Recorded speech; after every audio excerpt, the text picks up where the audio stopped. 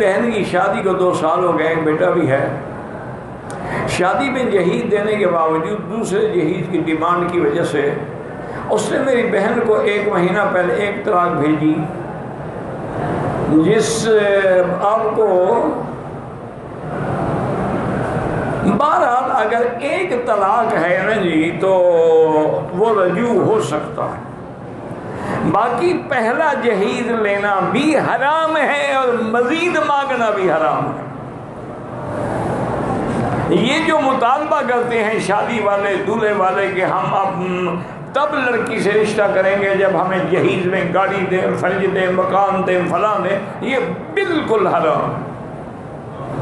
اب تمہاری مرضی، حرام کھاتے رہو، وہ تمہیں لڑکی بھی دیں الٹا پیسے بھی دیں۔ عجیب بات ہے، بعض ملکوں میں لڑکیاں بیچی جاتی ہیں، ان کے پیسے ماں باپ لیتے ہیں، اور بعض ملکوں میں جہیز کے نام پر لاکھوں لڑکیاں جو ہیں بغیر شادی کے بیٹھی ہیں کہ کوئی جہیز کے بغیر شادی کرنے کے لیے تیار نہیں۔ انا للہ و انا، یہ بالکل حرام ہے۔ بلکہ ایک مسئلہ ساتھ یہ بھی یہ جو شادی ہوتی ہے، مثلا آج رخصتی ہے، یعنی دلہن کو ہم نے لے جانا ہے، تو دلہن کے گھر والے بیچارے کھانے کا انتظام کرتے ہیں، بڑی دعوتیں ہوتی ہیں، یہ کھانا بھی حرام ہے۔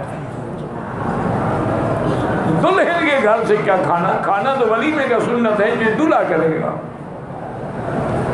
لڑکی والوں کے گھر سے کھانا کھانا جو ہے وہ، ہاں کچھ رشتہ دار آ گئے وہ ٹھہرے ہوئے وہ تو کھائیں گے، لیکن یہ کہ نہیں جناب پہلے ان کو کسی بڑے شادی گھر میں پارٹی دو، یہ بالکل حرام۔ باقی تمہاری مرضی۔ تو اب تو حرام کھا کے اتنے عادی ہو چکے ہیں کہ ڈکار ہی نہیں لیتے، تو مسئلہ سن کے کیا کریں گے؟ انا للہ و انا الیہ راجعون۔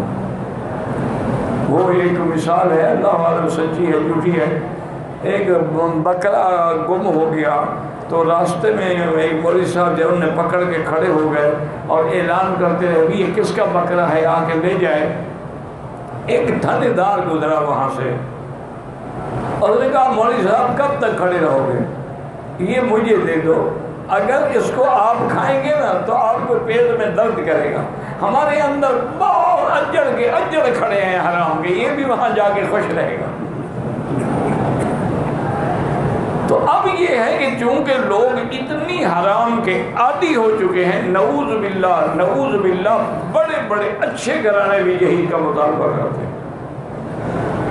بڑے یہ کیا کریں، برادری ہے ناک کٹ جائے گی، وہ قرضہ لے کے لڑکی بھی تمہیں دے، قرضے لے کے تمہیں کھانے بھی کھلائے، تمہیں جہیز بھی دے، اور ساری زندگی وہ قرض ادا کرتا رہے، یہ قیامت تک تم پر اس کی لعنت ہوگی اور گناہ ہوگا۔